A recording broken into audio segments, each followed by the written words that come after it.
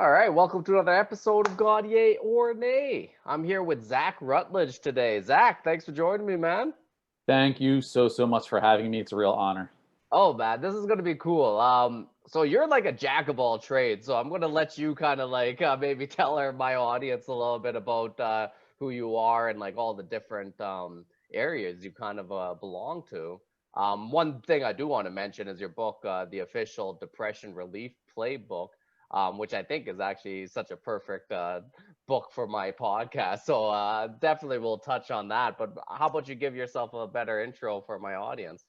Yeah, sure. Well, like you said, I wrote the book, which is, I guess, the reason I'm here. But the reasons people should listen to me is, well, I'm a certified personal trainer. I'm a certified fitness nutrition specialist. I'm a certified brain health coach through the Functional Aging Institute. I have a black belt in karate. I'm finishing up a yoga teacher training, so I'll be a yoga teacher in about 6 weeks. And I'm going for my second master's degree in January to become a licensed therapist, like a psychotherapist. So Nice. And I guess like with the psychotherapist thing, like that's plays perfectly into your book. Like it was it like after writing the book you were just like I need or I want to like actually be able to help people at like a clinical level. it was about the same time. So uh, it was really honestly, it was a kind of an organic way of getting there. I was working with my nutrition clients, and the pandemic had just hit, and we were meeting through Zoom. And when we would talk, we weren't talking about nutrition. These people knew what to eat, so they were just kind of working through some issues with me. And I thought, well, that's great. I'm glad I can help through just anecdotal or my experience, but I would really like to be able to step this up the next level. So that was what put me on that path. Hey man, I love that. And yeah, you'd definitely be able to help a lot more people and do it. Yeah, Yeah, no, that I think that'll be great. And yeah, especially if you're a therapist who has your own book, I think people like that. I But hope. let's get into your background a little bit. What was first? Was it physical, like not was a trainer where you like first became a trainer and nutritionist, or like what was like first, and like did the book come into play? Okay, so the book wasn't until that's the latest like project that I've done, right? Okay. So it's kind of a long story to get there, but I'm here, so let's do it. So, so growing up, I was, I thought I was just more moody than other kids. I thought I was just like kind of like a moody punk rocker, right? So now that I have the insight, I could see that there were some chemical things going on as far as depression, right? But at the time, I wasn't too aware. It wasn't until the summer after high school when my best friend was killed. And I say that I was kind of caught in the perfect storm. So, my best friend was killed. 2 weeks later, all my friends were leaving for college. So my entire support system had dropped out. On top of that, my karate school was closing. And on top of that, there tends to be a pattern where, let's call them quirks, like depression and OCD, tend to manifest in late teens, early 20s. And I was smack there. I was 18. So everything kind of spiked all within the summer of graduating after high school. Um, so that was the deep depression. And I had attributed it to grief, which maybe we can get into later. But to get to your question, my first block coming out of it was through the fitness. And it took me a while to get there. And, we may come back to that as well. But yeah, it was the fitness and then, dialing in the nutrition. And it was really building these blocks up one at a time Hmm. because I'm a firm believer that there's not a silver bullet cause of depression and there's not a silver bullet cure. Mm-hmm. So it was over really a decade of trial and error, learning things from, incorporating things from Zen and yoga, and incorporating things from Western medicine, all of it put together. And my goal with the book is hopefully I can get people to that better place without taking 10 years. A lot of the books that I had read were at the time when I was really researching things and really trying to get out of my head. Um, a lot of the books on depression were academic, or they were all about ways of thinking and there wasn't actionable things to do. Mm. Fine, but that's only part of the puzzle. And a lot of them were written from people who never had depression, who never had to go through the struggle. They don't know what it's like to have the setbacks. Mm-hmm. So yeah, that was really the point of the book. And it came about really honestly because of the pandemic. It was, I had some people contacting me. They knew I'd been through some tough times and they were getting hit with all kinds of things. So a quick backstory for people who don't know, I'm from New Jersey. So we got hit particularly hard. When you saw the hospitals on the news with the patients in like the gift shop, that was us because they didn't have enough room. So we got hit particularly hard. It's a little frustrating seeing people who don't like believe in they didn't believe in COVID and Yeah, things yeah, like yeah. that. And I was like, guys, like we're not all getting hit the same way. Like I'm here, like I'm those worst case scenarios. I actually know 8 or 9 people who passed from it. Oh So, and shit. yeah, and a lot of them weren't old. I know a guy, athlete in his 30s, passed from it. I know a girl, she is 27 years old, ridiculously fit. She's in one of my classes, incredibly fit. She got sick in December, and at the time of this recording, now in June, she's still sick. So Damn. it really clobbered us. So, point being, a lot of my friends in this circle who live in New Jersey were reaching out to me for help. And I said, instead of writing emails over and over again, I joked, I was like, I'm going to write a book. And Mm-hmm. then one thing led to another. I was like, you know what? It really would be easier to write a book that I could just give out to people. So I ended up writing the book. I love that. Hey man, then like that's actually the perfect time to do something different. I started Yeah. this podcast with and during the pandemic, so I guess we're kind of on the same page Good for there. you, man. Yeah. Yeah. There are silver linings. There are good things that came out of it. You have to look a little tough, a little harder, but there are good things. And the one thing I did love what you were just saying there is like how like fitness was your first block and like how you kept adding different blocks and this was kind of like a long-term thing and it was like a trial and error because like I won't say I ever suffered like severe depression, but I've definitely been in like moments of depression. And I remember coming out of it was always kind of like trial and error of like adding things in and or removing things that weren't serving me kind of thing. And yeah, it Absolutely. seems like so like for you, like when someone is like in that depressed state and like they're even struggling to find that first block, like how do you like how would you approach them or like what kind of advice would you give them? So, like I said, there's no silver bullet. So I let them know that it's not going to be an overnight fix. It's going to be a journey, and celebrate those small victories along the way because you're going to change your lifestyle, but it's going to be for the better. But it's going to take work. You have to put work into it. I have a buddy who suffered from really bad anxiety, like crippling anxiety, and anxiety and depression tend to travel the same pathways in the brain.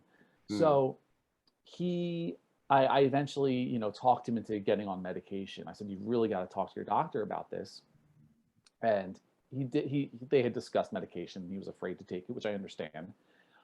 He eventually got on it, and he said he felt a lot better, but he was still calling me with anxiety. And I said, "Dude, that's only part of the battle. You still have to do the work. Yeah. Like that's not going to solve everything." So I hate when people, I shouldn't say I hate, but I don't think it's encouraging when people say, they give advice like, oh, you just get on this medication, you'll be fine. Oh, just start working out, you'll be fine. No, it takes a lot of things. But it's all good. And I had some really nice compliments on the book. It was like, I was talking to a few therapist friends of mine, and they were like, "This book is great even for people who don't have depression. This is just like a really great book for keeping everyone's mood up and keeping everybody healthy." I was like, "Ah, thank you." Like I wasn't expecting that. Nice. Yeah. Hey, that's perfect. And like I listened to a few of your podcasts, and like yeah, a few of your stuff. Like even if you're not doing or not, if you're not suffering from depression, I think like a few of the techniques that you teach, like they really are just something that'll just help you like in your life. I'm like a lot into like goal setting now, and like I'm trying to like set up my thing. So like I have my goals and like aspirations. So like it's a lot of the stuff that you were talking about, like with like visualization and like writing goals and stuff. It really like clicked with me. Yeah, that's great. I love that. Yeah, and I should point out, and you may have heard this on another podcast, and I apologize if I repeat a few things, but these are the points I like to get across. Um, when we're goal setting, I am a sucker for pen and paper, man. I love writing it down. I don't like putting things in a phone and constantly going back to our phone, because that seems to be like a source of anxiety for a lot of people, our phones. And it's also just always connected to us. And we're on our phones, we're in front of screens enough, right? Especially lately. So I really love writing goals down on a physical piece of paper and then crossing it off. A quick example is I actually have a daily checklist that I go through every day. And then I'll add or subtract a few things depending on my day. But the first thing I always have is a tall glass of water. When I wake up, I brush my teeth, and then I drink a tall glass of water. And I put the water on my checklist and I cross it off. And I know I'm going to drink the water. That's not a tall mountain to climb. But there's something about that daily ritual of like getting that first win out of the way, that one tiny little win, and it sets the day off in the kind of the correct motion. And then what I'll do is I know I'm going to eat a healthy breakfast, but I eat a healthy breakfast and I take the supplements that I should be taking. Cross those off. That's another small win. So you just kind of keep building on these wins. That's another little piece of advice I'll give people with depression, is, well, I already said it's not going to be one silver bullet, but take it like tiny, just micro bites at a time. And take those small wins for sure. I love that. Yeah. When do you write your daily checklist? Is it like the night before then? Oh, I'm going to sound like a crazy person. Okay. Okay. So I have things that I want to go through every single day, and I know I want to go through them every day. And it's about like 10 things, I would say. Like I play bass, so I want to practice bass every day for at least 5 minutes, and that's on the checklist. A few other things. So I actually photocopy them. So I just have a stack of paper, and then I have there's lines underneath it, and I can just fill in whatever I have to do for that day. But yeah, I know that's a little crazy. That's not for everybody. But I just got tired of writing the same list every single day, so I just photocopied it. Hey, I love that because I know when you have some habits that you want to keep for something like completely daily and stuff, like that is a great way to do it. I'm actually wondering then, because even writing this book and all the different things, now you're going to grad school and stuff, so you're definitely somebody who is achievement focused in a certain sense. What happens when you're doing these daily checklists, and what happens when you fail? Because how do you not let that how do you not let that snowball into something worse, or even back into depression? Because that's one thing I think over the years I've sometimes had struggles with, is I'll have those great moments of a few months of just really hitting those checklists out all the time, and sometimes I'm seeing positive things in the rest of my life because of that. And then for some whatever reason I might end up failing for a couple weeks, and I don't hit those marks, and sometimes I'm not too conscious of it, and then you're conscious of it in hindsight almost, and that can kind of set you back into a little bit of a depression. How do you deal with those things? Well, my checklist, that's actually the beauty of this little checklist I made. And I thought about including it in the book, but everybody's checklist is going to be a little bit different.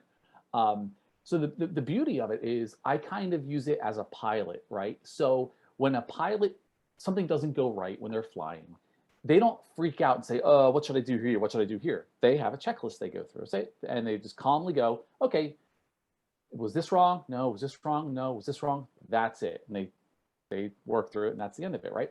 So my checklist is, if my day starts to go a little askew, because I have to knock out my bigger goals first, right? So, or I have podcasts or whatever, knocking out what I need to do. And then I get pulled aside by something that kind of gets me in a bad mood. And I'm feeling a little scatterbrained, a little whatever, unfocused, and my day's not going the way I want. I can go back to my checklist and say, hold on a minute. I can't focus on anything right now. My day's going not going well. I go back to my checklist and say, okay, what's the next easiest thing on this checklist I can bang out? And once I knock out a couple of those, I kind of feel like I'm back on track. And I don't beat myself up for anything that I missed, because I know that this is something that I'm going to be doing every single day. So I just count those things as wins. So at the end of the day, when I go to bed, I'm just like, well, look, I still knocked out these X amount of things, right? So I know that my day wasn't wasted. But yeah, I kind of view it as like a net almost. Yeah. Okay, I like that. And no, actually it's kind of funny. It's like sometimes you got to take it easy on yourself. Like I think people with a depression, like depressive mindset sometimes like really can be hard on themselves. I was actually just talking to a comedian the other day. I don't know if I told you, I'm into comedy, so like I was talking to some younger comedians and like I was just trying to give them advice to kind of like let them keep going and everything. But yeah, one of them was kind of saying to me like when they have a rough set, like how hard they are on themselves Hmm. afterwards. And I'm just trying to tell them, like, rough sets are part of the game. Like, it's like Absolutely. and it's just like you have to like have a way to be like easier on yourself afterwards. And like that's just such a important part of this kind of thing. And honestly, it's in like like you said yourself, like we're going to all fuck up every once in a while. Like it's okay to, It's, yes, it's going to happen. And I love that you brought that up, right? So what you do, so I'm a musician, so we're like, we're used to just performing in front of people, and there's similarities, right? Like we'll have an off day when we're playing. And there are so many variables, right? So there's no point in beating you up. If the crowd wasn't there that night, if they're not feeling it and they're in a shit mood, then that's not on you, right? So I mean, and that could be one of the variables, or just something bad happened in the news, or it's just the vibe. There's a mhm. vibe that you can pick up from the crowd, and that's fine. So, but then there are things that you can't control, right? And I'm sure, and I know you're the same way. You win or you learn, Yeah. right? You don't lose the night. You're like, okay, if this joke bombed, then okay, I'll swap this one out, right? So you just learned ways to do it better. And that's really the way to look at life in general, I think, instead of beating ourselves up. I mean, we need to practice um, forgiveness in major ways, right? I feel like that should be like the theme of 2021, especially in the US. We've had such a tough time the past few years. Um, we got to chill out and really forgive each other and forgive ourselves. Now, I almost say forgiving yourself is a given, like you're saying. Like, we really need to practice that, because you wouldn't talk to a stranger the way you talk to yourself. Like, you wouldn't tell your buddy who bombed, or supposedly felt like crap after he supposedly bombed, let's say. He wouldn't go up to another comedian who had a similar night and say, "Oh, dude, you sucked." But he did it to himself. So that's crazy, right? So I tell my clients, like, you wouldn't be a bully to another person. Well, guess what? You're a person, so stop being a bully, right? So that's the first thing, right? So go easy on yourself. Second, and this goes especially for people with depression, you got to practice forgiveness with other people. Um, because I've had people say some real stupid things to me, real stupid things. Um, but I understand now they didn't understand what I was going through, because they couldn't understand what I was going through. My Mhm. depression was mine, and they weren't in my shoes. So if they were saying something, that didn't resonate with me, or just felt insensitive or whatever, uh, that's okay. They can't understand. So you've got to practice that forgiveness. And that's another weight that's going to come off of your shoulders. Hell yeah. And yeah, I like how you said we don't talk to other people the way we talk to ourselves sometimes. Like it's actually true. Like even the comedian that you where I was talking about, like I haven't seen him for 2 years since before the pandemic. So I haven't even seen him Mm, on stage. But like just watching him, I was oh, this kid's actually like grown a lot as a comedian. Like he's gotten better. But even to himself, he's like, fuck, I had an off night. So he's like really like hurting himself, like being hard on himself. But from an outside view, it's almost like, hey man, I could see your growth over time. Like, yeah, you spend every day with yourself, so you're only seeing that, you never see that growth. But like for us, like we yeah. see it and we can be like, hey, the process is working. Like you got to take it easy on yourself. Yeah, absolutely. Yeah, I think that's a great point. You're not going to see the same progress because you're only seeing those little tiny steps in front of you. Hmm.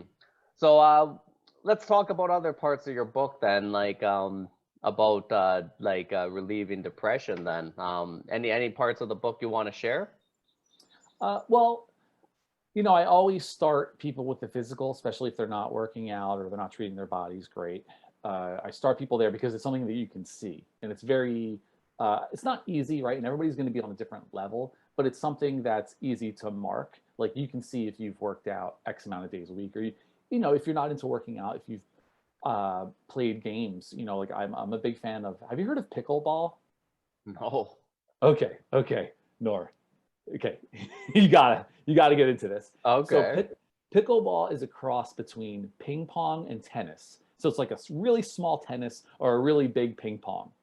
And I just moved across the street from a couple pickleball courts, and it's super fun, right? So even people who don't work out can play pickleball. I'm also a huge proponent because I'm a brain health coach, and then pickleball is really good for your brain. Anyway, that's Okay. so you don't have to be working out, right? You can be just playing games like that. Um, but I do really think people need to be active. Another big one, you know, when it comes to physicality is just dialing in their nutrition, right? So a lot of depressed people just go for junk because it gives them that blood sugar spike. And they feel Mm-hmm. okay for a little bit, and then it crashes again, and they want more junk. Mm-hmm. And they're used to kind of feeling like garbage all the time. One big part of this, you know, we obviously want to cut out the junk, but a big part of this is people tend to eat a lot of foods that just don't agree with them. So I am a big fan of whenever I have nutrition clients, I tell them to get an allergy or an intolerance test. And it's a bunch of little needles they put in your back. It's not as bad as it sounds. And they basically test, you know, which foods aren't working for you. So like I already know I don't need the test to know that if I have a glass of milk, it's not going to end well, right? But Okay. a lot of people are eating these foods like breads or whatever. It's different for everybody. Everyone's a little bit different. They're eating these foods that are creating this chronic inflammation. Now, inflammation, uh, according to some circles, can be a cause of depression, especially when it gets to your brain. Another thing is, you know, your gut health. You actually create 90% of your serotonin in your gut. You don't create Yeah, it in I've your heard that. I've heard that. right. Yeah. So if you're eating all these bad foods, you know, and it's disrupting your gut, that's already going to disrupt your mood. And you may not really be in tune to that. You may be used to feeling, you know, it only creating 50% of the serotonin and being like, okay, this is just how life is. But if you can get all those foods that aren't agreeing with you out of your system and get in some low inflammatory foods, like I always give like kind of a modified version of like the uh, was it the Mediterranean and the low inflammation diet, and we just swap out things that maybe don't agree with people. But you know, it's Mm-hmm. like a generally just healthy diet, right? Um, yeah, there are actually doctors who prescribe probiotics, believe it or not, for depression, because that's another school of thought is that it's a gut disorder, which That's I think that's part of it. I don't think it's all of it, but I do think it's part of it. that's so crazy, eh? Yeah, it No. is crazy, right? Because Yeah, we're all one thing. Yeah. yeah, and yeah, no, it is interesting, like how food does play like a part of it. I never even thought about getting that allergy test though. So where would you get an allergy test? I could do it at my primary care doctor, and I just highly recommend it. Highly recommend it for anybody who can do it. Yeah, because like the one thing is like I don't think I have any kind of allergy like something like a lactose intolerant that might be like very easy to kind of like self-diagnose. But I'm wondering like because I definitely know once in a while I get inflamed and something set me off and it, like my mood goes down or my energy levels just like completely go down. But I've never pinpointed that, so maybe you're right. Maybe that's something I should be looking into. Yeah, I recommend it. Okay, so we start off with fitness and nutrition, which I guess that is a huge one. And like I guess when you're talking with people who are depressed, that's such a like that can be a tough jump to make, right? Yes and no. I mean, like in the first chapter in the book, I'm trying to get them on my level, like letting them know that I understand and I know that this is hard, and then you know it's kind of like a pep talk type thing. Mm. uh, but like I said, the physical part, you know, it doesn't have to be a huge step. I know a woman, you're going to not believe me. I know a woman who went to bed every single night with a 2 liter bottle of soda, and she would by the morning that 2 liter bottle would be gone. She would drink it overnight. So whenever she Overnight. gets thirsty, she would wake up a bunch and drink this bottle, and it would be gone the next day. Wow. So like all I did with her, the only nutrition thing I did with her at first, I said, let's swap that out for water. And she said she didn't like water, which is actually pretty common for people who have really, I guess, insensitive taste buds. They're so used to sugar, they Yeah. need something, right? So I said, squeeze some lemon in there, and let's see how this goes. So she put the lemon, she put some mint in there, I think. And that was the only change I made. And for her, that was huge. And we talked 3 weeks later, and she said that's the only change she made. She had lost something ridiculous, like 3 pounds in 3 weeks, just from that. And she said she felt like her mind, her words were like, her mind was lighter. Yeah. And I was like, all right, very cool. I like, imagine if we dial in the rest of your diet, right? So yeah, it affects people. So it doesn't have to be a big jump.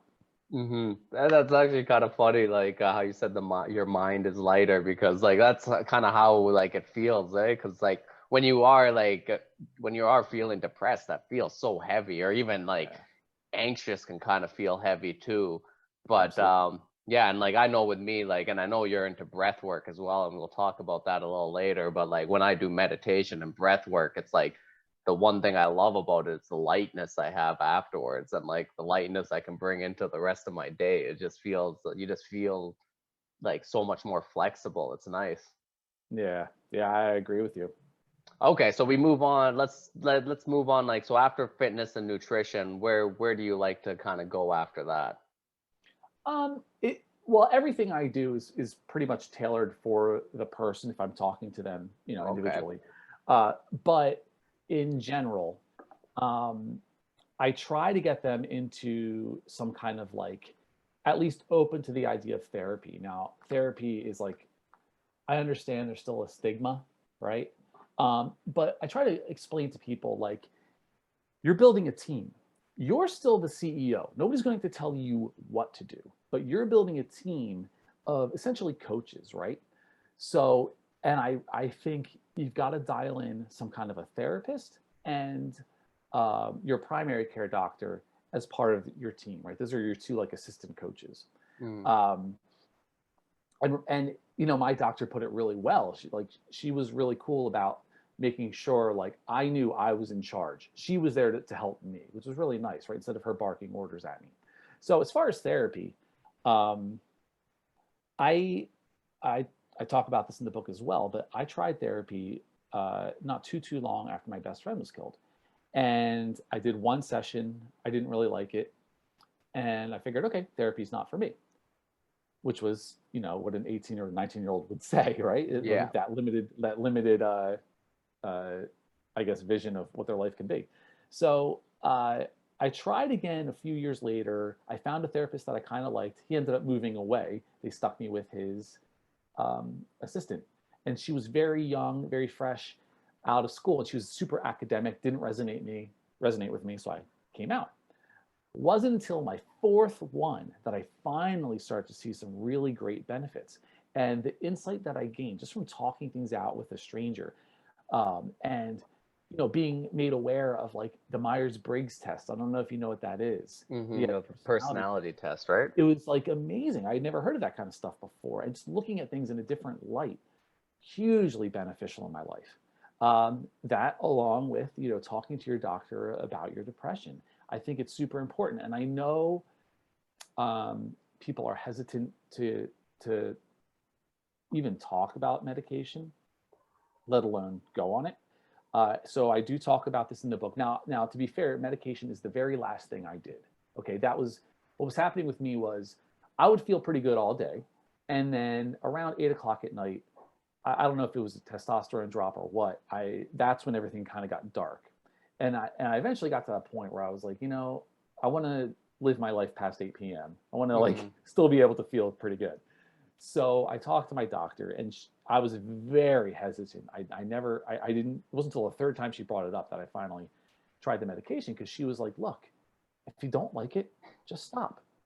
And I was like, "Oh, I didn't even know that was an option," because I believed all these myths that like you had to be on it the rest of your life, and all kinds of things about how it was going to change my personality.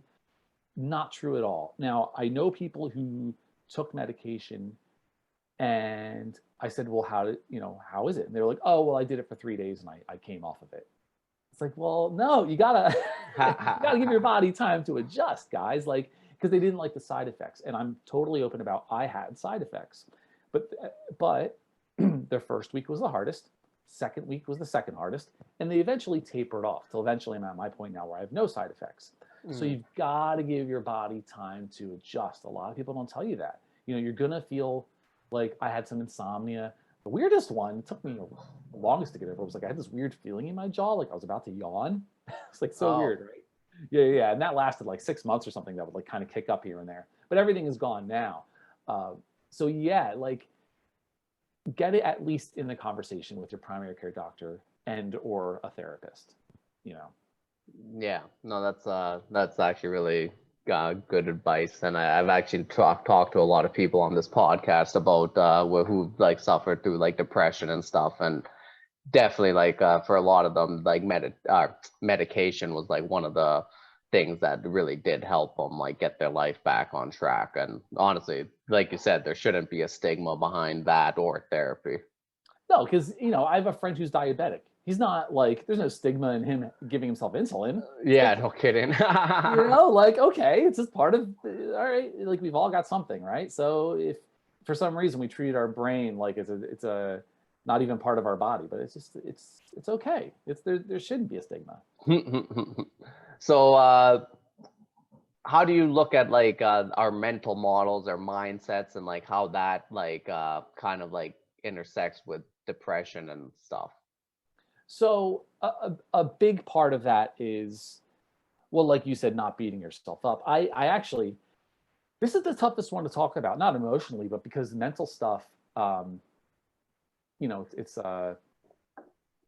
not ephemeral, but I'm trying to think of the right words. It's like the not actionable kind. But tell you what, while I'm thinking of this, if anybody wants a free chapter of my book, have them email me and I'll send them the mindset chapter, because I feel like in a way it's the most important chapter, and they can email me and I'll send that to them, and they can see if this is like their cup of tea, and maybe they'll get the rest of the book, which I firmly believe in, by the way. So anyway, and Canadians love the book. I did a couple podcasts with like therapists in Canada, and they're actually recommending my book to their clients. Nice. Like, oh, folks, like, you guys really are really nice. But anyway, yeah. So the mindset stuff, and we've talked about forgiveness, which I think is huge, and we've talked about setting micro goals. And this actually ties into another small chapter I have is we've got to set our input to the right settings. So by that, I mean, when I was at my deepest, darkest point, I had a very tough time concentrating. And I said, okay, I've got to really dial this in. I've got to do something where I can concentrate for half an hour, because I couldn't concentrate for half an hour. I said, well, what's half an hour? TV. Okay, so what should I watch? I said, okay, I'll watch the news, which is the worst possible thing I could have done. I don't need to know about every murder in the tri-state area. No kidding. So yeah, I was just kind of feeding myself that negativity. And there's a place for news, and I'm not anti-news, but for somebody who's depressed and that's all you're taking in, that's a rough step. So I'm a huge fan of podcasts like yours. These positive podcasts, getting those on when you're driving. I'm a huge fan of the classic guys, let's say like Jim Rohn and like Think and Grow Rich. By Napoleon Hill, things like that, and just kind of seeing what sticks with you. But feeding yourself these things, it just makes sense, because it's like feeding your mind the right fuel. I actually have a little list in the back of my book that of other people's books that I think could really help, and I make it a point to read. I read 2 books at once, and I read something like that, and I read something for fiction just for fun and for like brain health. Reading fiction is actually really good for your brain. But when it comes to like, the self-help section or whatever you want to call it, self-development section, there's still a stigma around that, because I remember still being kind of embarrassed walking into that section if I'm in a bookstore or something, or a library, and I'm like, I just assumed people would say, oh, well, that guy's corny, or he must be broken, right? That's the idea. He must be broken. But you got to look at it like therapy, right? It's your coach, and these are just other coaches telling their stories of success, things that worked for them. These people are keeping records of this stuff, and we're not reading it. Like, that seems crazy to me. Like, this is like a noble effort, for lack of a better word. To I can't think of many better things to be reading and doing with your time, as you know, putting this time and knowledge into your mind. It's out there. We just got to seek it out. And I feel like that's a great thing to do. Hell yeah. And you're not broken. That's like and that like that's even like another mindset thing. It's not broken. It's like you're never gonna be completely fixed or whatever the word is. It's a constant Mm-hmm. journey. So You're it's like, yeah. so why not always like keep like improving, always keep growing, like and improving might not even be the right word, but growing, always keep like adding and changing and like that kind of stuff. Cause that's like, that's usually what's healthy and what makes like life worth living. And there's kind of like a magic to it, because like I remember seeing my friends and being like, man, like I'm really depressed, and like, but getting to their level didn't even seem appealing to me, like working just some day job that they didn't like, just kind of going through life, that didn't seem appealing to me. So but when you read these other books, it's kind of like you're getting let in on a secret. It's like, well, they're actually giving me advice on how to follow my dream. Like Hmm. that seems like I'm not just coming from depression to normal, I'm coming from depression to where I need to be. So it's a really, I don't know, just a great resource. Like these things, you know, are worth a shot for sure. Totally underutilized. Hmm. And mental diet, so huge, so huge. And like one thing I remember, and like probably now 7, 8 years ago, when I kind of started changing a lot of stuff in my life, like regular diet was a big one where it was like, okay, I need to eat better. And it was like, that was like a big part of that was like, all right, like when you have time, go grab fresh ingredients and cook yourself. And like the one thing I always used to do is like I would play like different podcasts or different like stuff like that, and I'll just go cook, and it became such a nice like therapeutic thing for me. Not only Mm, that, at the end of it I have like a nice healthy meal, a nutritious meal, and I became a better cook. And I like always kept listening to very positive stuff. Like back then I was always into like Alan Watts and Eckhart Tolle, and like these guys were like people who gave me like really helped me out with my spirituality and like really mm. understanding stuff deeper. And like yeah, honestly, I do that. That's like just one of my favorite things to do, is just to like completely unwind, and put on like a great podcast or something, and just like end up cooking like a nice healthy meal. Trust me, Jim Rohn's crossed my path a few times too, Yeah. so Yeah. No, I think that's brilliant. You know, I do the same thing when I make breakfast. I'm not much of a cooker or like a chef or a baker or any of that kind of stuff. Like I really am terrible.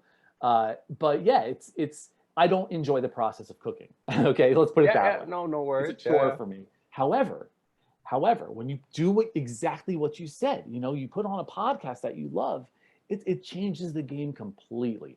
Changes the game Hmm. completely. You know, even like long drives, you look at it in a different way. Because sometimes, you know, I love music. It's one of my favorite things in the world. But sometimes, if I'm going on a long drive, last thing I want to hear is another album, because you get that fatigue. But if you're playing some really interesting podcasts, and I'm not just blowing smoke, I think your podcast is great. I really think more people should be listening. You have some really great guests on. Oh, You thanks, know, buddy. people listen to that. You know, it's going to change their lives. It's going to change their lives.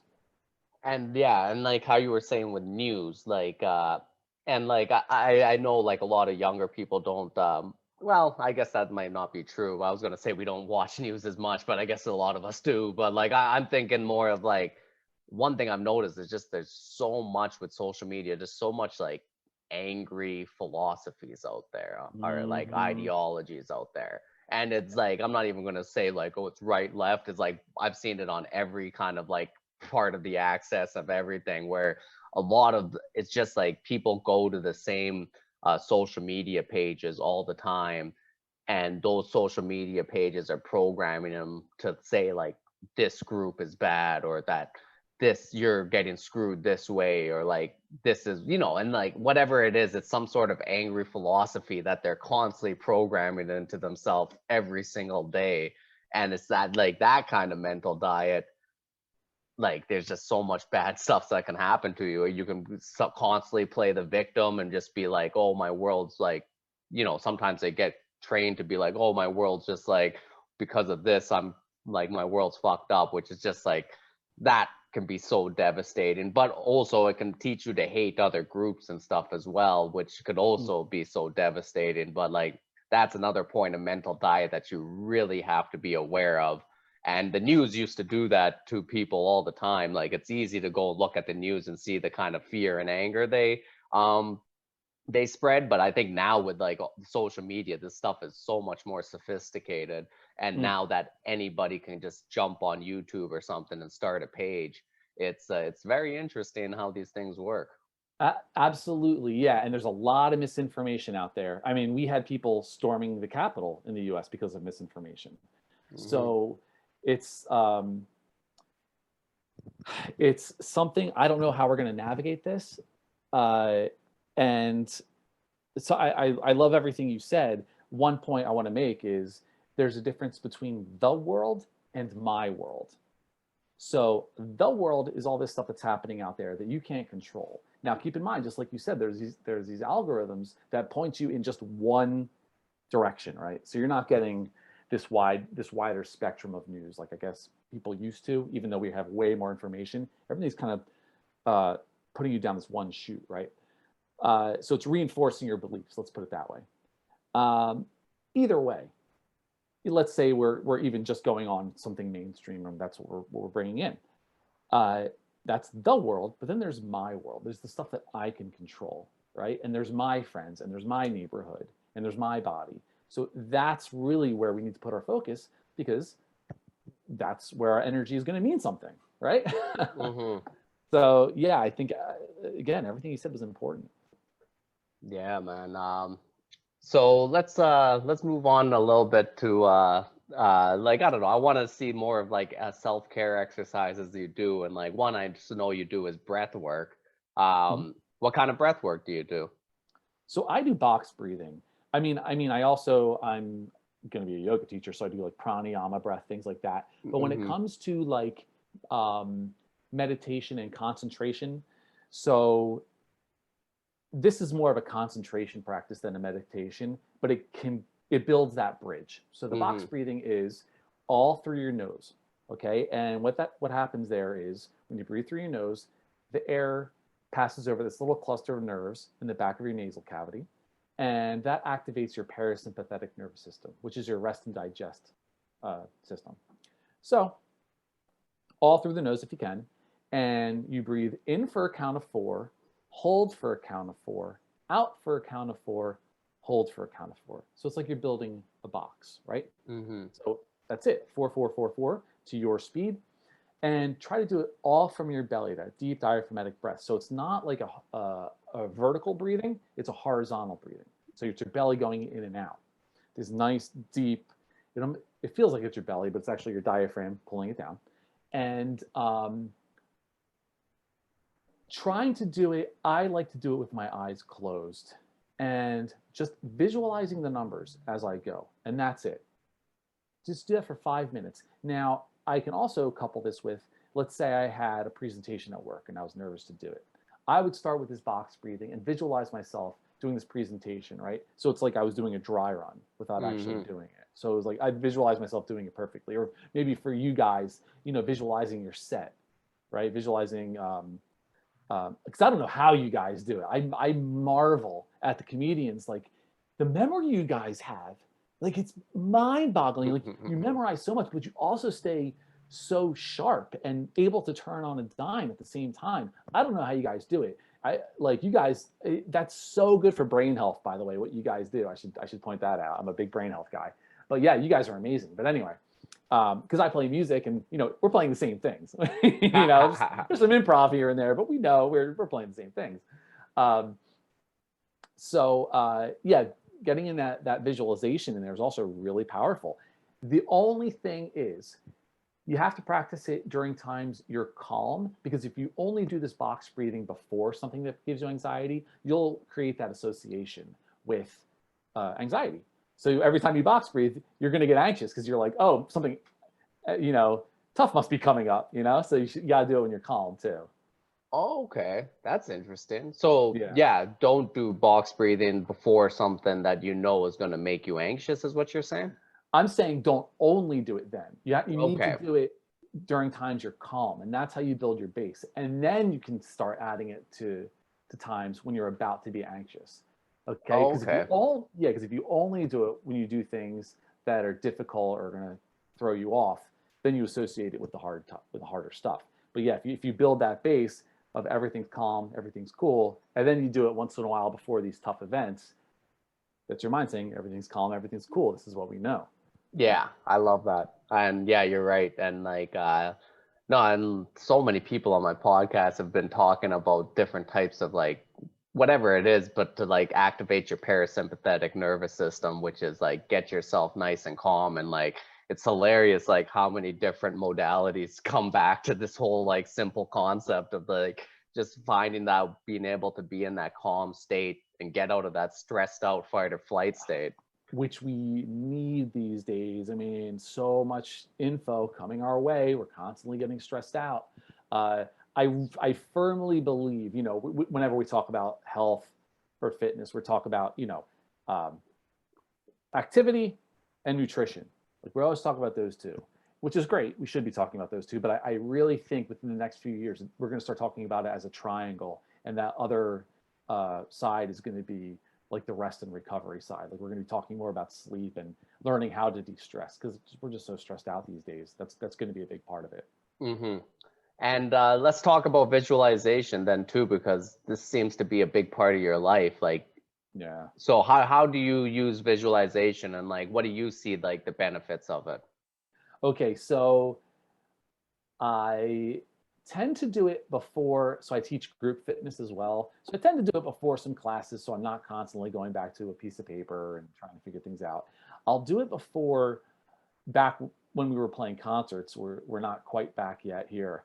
But before COVID, I would visualize, if we were nervous to play in front of however many people, I would visualize my set. I would literally visualize what my fingers were doing on the on the fretboard, and if I was a little nervous about us visualizing things like that. But also, like I said earlier, I would visualize things for work. Like I would get a lot of anxiety, up to even just a couple of years ago, visualizing presentations.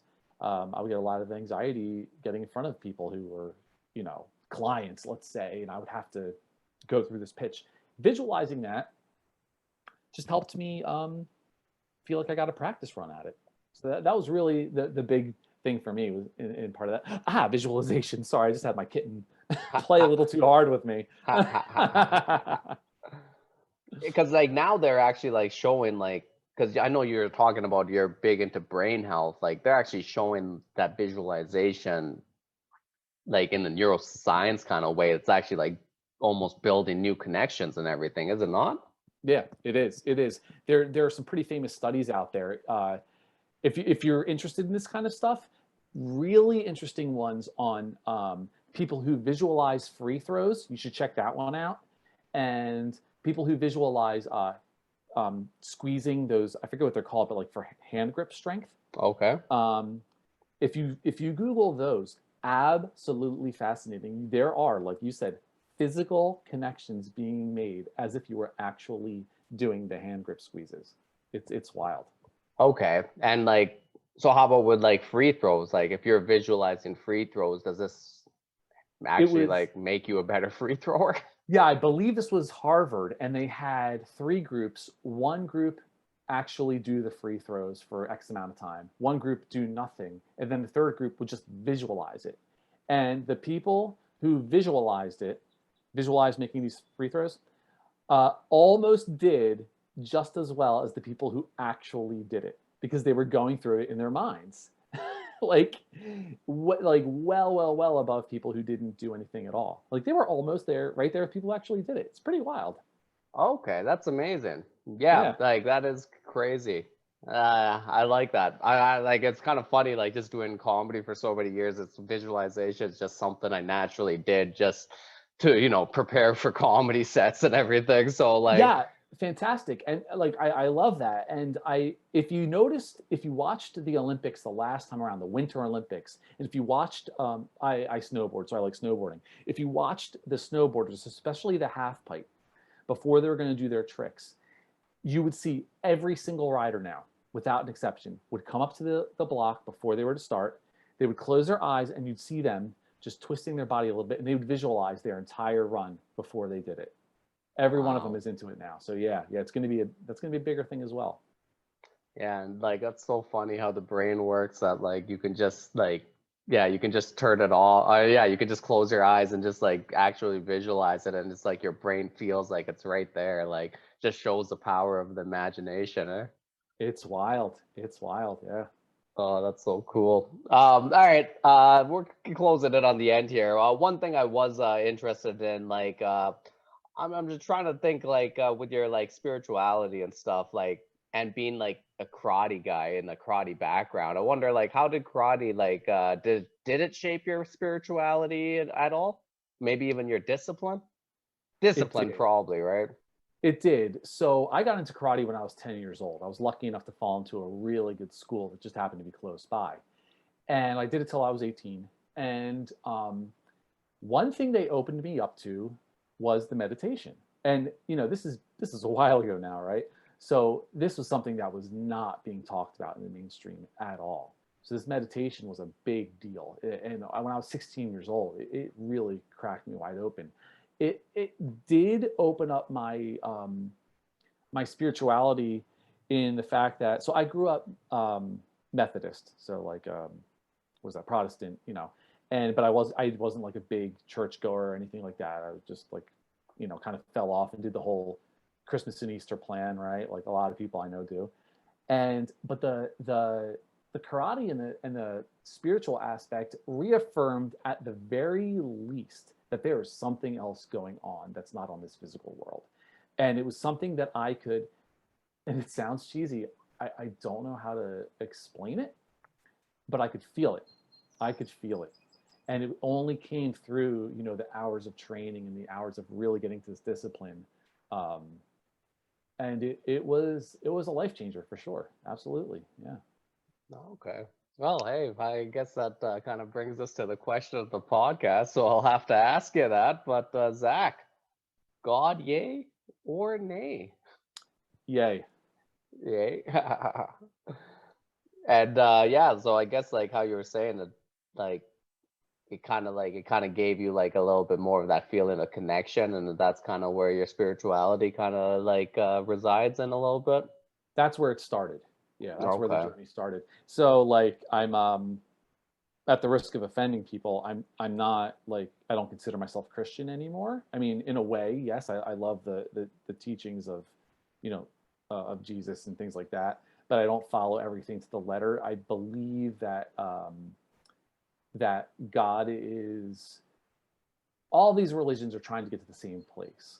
Let's put it that way. They're all trying to get to the same place. And what I'm trying to find out for myself, still I'm relatively young, still trying to figure out what is that, this exact definition. What is it we're really going for here? Because I do believe there is some kind of all-loving power out there, and there is some kind of all-loving connection between all of us. But I'm still on that journey, still trying to figure this out for myself. Yeah, no kidding, man. I think we all are kind of on that journey quite a Yeah, bit. yeah. All right, man. Zach, this was so fun, so much fun. Please let my audience know, like, where they can get your book, where they can get a hold of you, or like anything you want to promote. Please let them know right now. Sure. Well, the book is called The Official Depression Relief Playbook. Best place to get it is Amazon. Just search it. And if anybody wants to get in contact with me, like I said, I'll send them that chapter. And it's at zackrutledge@gmail.com. And I spell my first name Z-A-C-K. So it's Z-A-C-K-S Rutledge at gmail.com. All right. Happy to Do you send want it. me to toss that in the podcast description? Oh, that'd be great. Yeah. Yeah, Yeah. okay, perfect. Yeah, like thank you so much, Zach. And yeah, please people like grab that book, and yeah, especially if you're suffering through any kind of depression, but like Zach said, and like people were saying, like you don't need to be suffering through that to read this book, because it gives a lot of good points on just like how to live everyday life, right? Yeah. Thank you so much, man. I really appreciate this.